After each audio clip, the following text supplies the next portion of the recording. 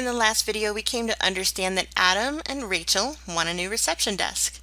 They gave us some information, and so what I typically do when I have that first interview is I start mapping out the information I have, and I create a little program or plan of action. So we're going to start, and I've already kind of mapped it out a little bit, but I always love to use Microsoft Word tables. They're easy to make, they're easy to follow, they help me stay really organized. You can see that I've got the who, what, where, when, how, and why aspects of this project, and just to go over it one more time with you guys, who is it that I am completing this project for? This is for Dr. Adam and Rachel, and who are they? They are two working professionals sharing an office. What am I designing for Adam and Rachel? I'm designing a reception desk with the following features. And so here what I'm doing is I'm just kind of mapping out what I know I'm going to be designing for this particular reception desk. I know that they want to use dark wood, metals, and turquoise pops of color. They want a modern or contemporary style desk with a tall transaction counter, but also an accessible counter for both the worker as well as their clients. There's a 3-foot clearance on both sides of the reception desk. I'm not sure that I made that clear in the last video, but Dr. Adam would like to have 3-foot clearance on both the left and right sides of the reception desk in his space. Also that 2 people are going to be trying to sit behind this desk to work. When?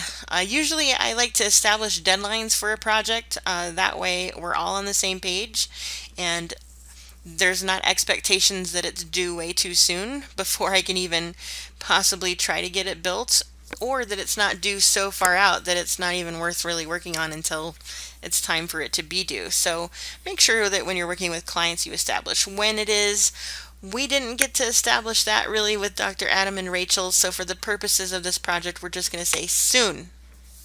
Where? This is in their business. It's in the front lobby of their business. There's a storefront window if we look at the floor plan that they gave us, and the lobby is viewable from the public way, and the public way is basically defined as a sidewalk. The lobby also has chairs opposite of the reception desk as part of their waiting room. So why are we doing this? Why does Dr. Adam and Rachel want to have this completed? Well, they recently remodeled their office and they want the reception desk to reflect not only the remodel, but also their professionalism. And so for you guys who are just starting out with design, please understand that when you're working in commercial design, that front lobby is people's first impression of the business. And so if it looks not so great, people are going to think the company is not so great. So you really want those front lobby areas to really shine with high levels of design. So again, because they want it to reflect their professionalism, we're going to design them a professional looking desk. How are we going to go about doing this? Well, we got a lot of information, but there's not a whole lot of information that we do have. Like, we need to understand what are the typical standard transaction and accessible counter heights. What are the countertop depths of desks? Materials and finishes that we want to work with. Is there any cross-section of reception desks that are available so that we can actually see how it's built? I mean, we don't want to build something that's going to fall apart and hurt somebody who's trying to use it. So making sure that we have cross-sections showing how current desks are actually made is going to come in very handy. Looking at and doing case studies. So what do current modern or contemporary reception desks look like? What are we talking about here? What style is that? Anthropometrics and ergonomics of desks and transaction counters. So remember that anthropometrics is the measurement of the human body, all of our ways that we sit, stand, reach for things, and ergonomics is the study of how we interact with furniture. And really it's kind of a combination of both us and the furniture dimensions itself. So we need to understand desks and we need to understand transaction counters in terms of anthro and ergo. We also want to learn a little bit about wheelchair accessibility at desks. Adam did say that he wanted to have a desk accessible from both sides, so not only his clients but maybe even his workers. Even though right now he doesn't have that, he still wants it to be accessible in case he does have somebody working for him that might need to utilize it. So that's a little what I would call a mini program. Programs can be really long. Sometimes, when you're working with space planning, there's a lot more information that you need to put. But for our little project, I think this is a really great introduction as to what programming is and what it does. And, before we move on, what I want to do is I want to pause the video and I want to find out from you guys, is there anything else that I don't have written here that you feel would be good to know or research about reception desks? What's important, or do you have any questions thus far in our programming design process?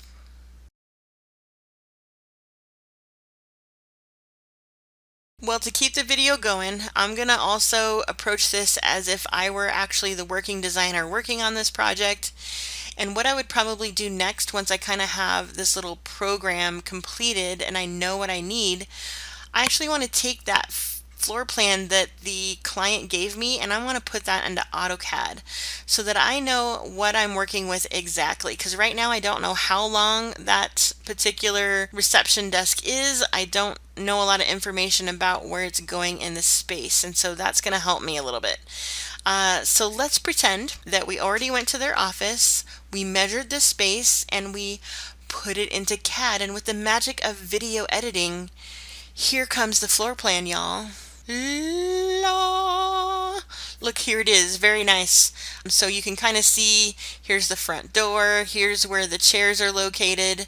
This actually would be Rachel's room, where she starts working with people in ultrasound. This is where the reception desk is going to go, and this is the back room where Dr. Adam has his personal office right here. So we got all that information, and again, he wanted 3 feet clear space on either side of the reception desk. So that gives us 10 feet of linear space that we can work with in terms of the desk. We've got plenty of space in terms of the depth, so the clearance that workers would need in the back should be okay. So we're just really kind of concerned with this area right here. And keep in mind that 2 people are trying to share this space. The next thing I want to do is I want to look up some reception desk information. I think it would be important to really look at the desk heights and transaction counter heights. Maybe even looking for a cross-section of the reception desk already built. That would come in handy as well. Also, we're going to look at anthropometrics and ergonomics of people sitting at desks, as well as them using transaction countertop heights. So, that's a lot of information to sort through, so let's break this down one at a time, shall we? For those who are in my class, in your book on page 26 is a chart, and the images on page 27 go along with that chart. And here I have it on the screen, just in case you don't have the same book that we're using. But you can see that we're getting common heights and lengths of people as they sit, stand, and reach. So the chart reads for both men and women, and you can also see that there are like 5th percentiles for shorter or smaller people, 50th percentiles for average heights and reaching lengths, as well as the 95th percentile, which is for the tall people. In general, you want to design for the most amount of people that you can, so we typically design around the 50th percentile. But as you approach your own projects, realize it's just a guide, and there's usually a range for you to work with, so there's not a set measurement you have to stick to. Just make sure you're within the range. And every client's going to be different. They're going to have their own physical needs and limitations. So as a designer, you are that critical thinker and problem solver. Just use your best judgment and let research be your guide. So that's why we always turn to anthropometrics and ergonomics. I'm going to point out a couple measurements that are good to know for this particular project using the chart and the guide that we have here. And the first one is, I think it's called or pronounced the popliteal height. Popliteal? That's just what I'm going to say, popliteal, because I don't know how else to say it. That is the height of an object that a person sits on that still allows them to keep their feet flat on the floor. So nobody's like on their tiptoes sitting on that object. According to the chart, the men are in the 50th percentile at 17.3 inches, and for women, that's 15.7 inches. And the second factor that you really need to look at is the thigh clearance.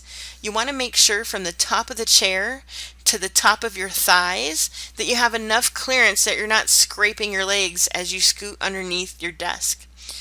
And this is something that I also do as a designer. Sometimes it's really hard to find ergonomic and anthropometric information, so I measure my own circumstances to give me a better understanding.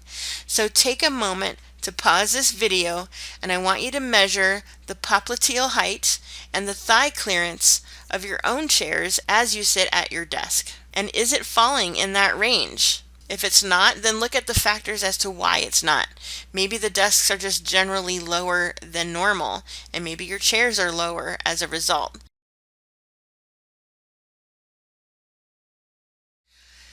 And I also want to take this moment to point out that sometimes as a designer, you have to make an educational moment for your client to learn about anthropometrics and ergonomics so they understand why we're designing the way that we are and that we're not causing harm to their patients or to their employees. And luckily, as a chiropractor, Dr. Adam understands all this perfectly, and his chairs are matching the ranges that we're needing, so we're not going to worry about that too much.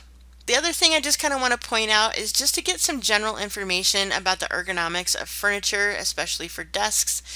Again, we're not here to reinvent any wheels that have already been invented, and trust me when I say reception desks are a wheel. They have been designed over and over and over again. There's lots of information out there. So what you can go do is you can actually go to Google, and I'm going to go in here and I'm going to type ergonomic reception desk measurements. Oh, it looks like I misspelled reception, but that's okay. And here it kind of says some information. 28 inches is the standard desk height, so that's good to know, especially if you're between 5'8" and 5'10". 5'5" again is kind of the mean average, so this is a little bit tall. But the key is to ensure that you can maintain this 70 degree to 135 degree angle with your forearm and upper arm. And I'm sure if we go to that website, it would tell us all about it. I did find another website, which is right here, this branchfurniture.com, that had some really interesting information. And what you can see is I'm not just going to the very first thing that popped up. I'm doing what we call triangulation of research, and that means that I'm looking at multiple resources to make sure that the information is triangulated, that it's in the same range. If I ended up finding lots of different information, I would have to do a deeper dive. So I'm going to kind of scroll down here, and what I like about this is it has like the height of the person, and then it gives you the sitting desk height and your standing desk height. So they said for 5'8", it should have been 28 inches. Well, here they're saying 25.5 inches for sitting desk. Isn't that interesting? And then your standing desk height is going to be 41.5. Again, the average height is 5'5", and they're saying it's 24.5 and 39.5. Now, standing desk height means you're standing at a desk and you're typing. That's not necessarily a transaction counter. So it's really important for you to look at the activity that's happening with your furniture and make sure that you get the correct information. So we are definitely going to use like this information. I still feel like this is kind of low. So we're going to look at some other factors here, like, and I'm going to go back to Google. I'm going to type standard transaction counter height. And again, the counter is to be no lower than 28 inches and no more than 36 inches maximum above the floor. So that's really interesting information. It's a little contradictory to what the previous information had. And then it says the non-ADA transaction counter that is used by the patient is typically 42 inches high for reference. So non-ADA, so that means it's the non-accessible counter height that's up higher. And how funny that that's actually at chiropracticofficedesign.com. I bet they have some information that you would need to know about in order to have a chiropractic office laid out. Having designed several reception desks myself over the years, I can definitely say that this information is accurate. this is what we're looking at. So our counter, our main counter, is going to be between 28 and 36 inches above the finished floor, and that transaction counter is going to be 42 inches above the finished floor. The last thing that we should look at is how a wheelchair is going to work with our setup, because Adam said he wanted the reception desk to be accessible from both sides, and I don't know that information off the top of my head. So the very best place to look first is going to be the 2010 ADA Standards Guidebook that we've been using. And here is that guidebook for us to look at. So I'm actually going to scroll way down, and we're looking at wheelchair clearances and things like that, and that's usually around the 300s. So here it is, 30-inch minimum, 48 minimum that way.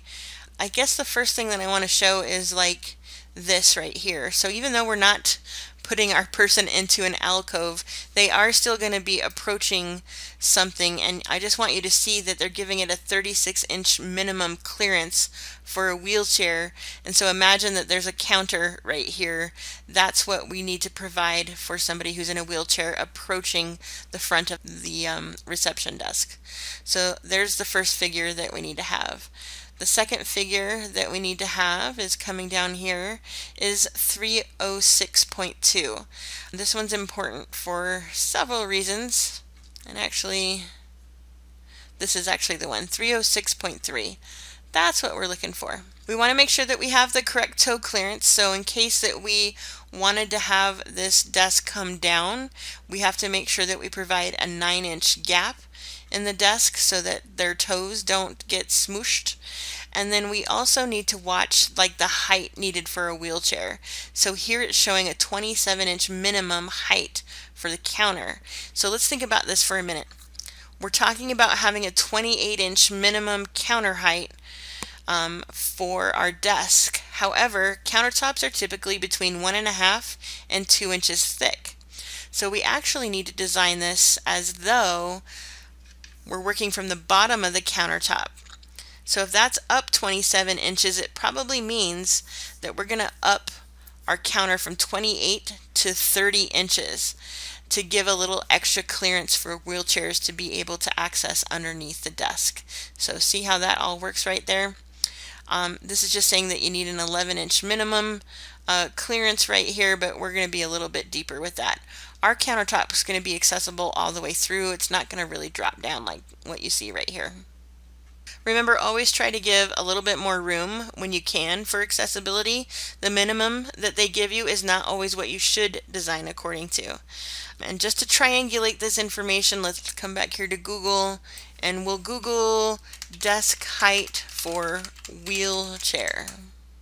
And once again, an accessible table has a surface height of no more than 34 inches and no less than 28 inches above the floor. So again, we're here within the range.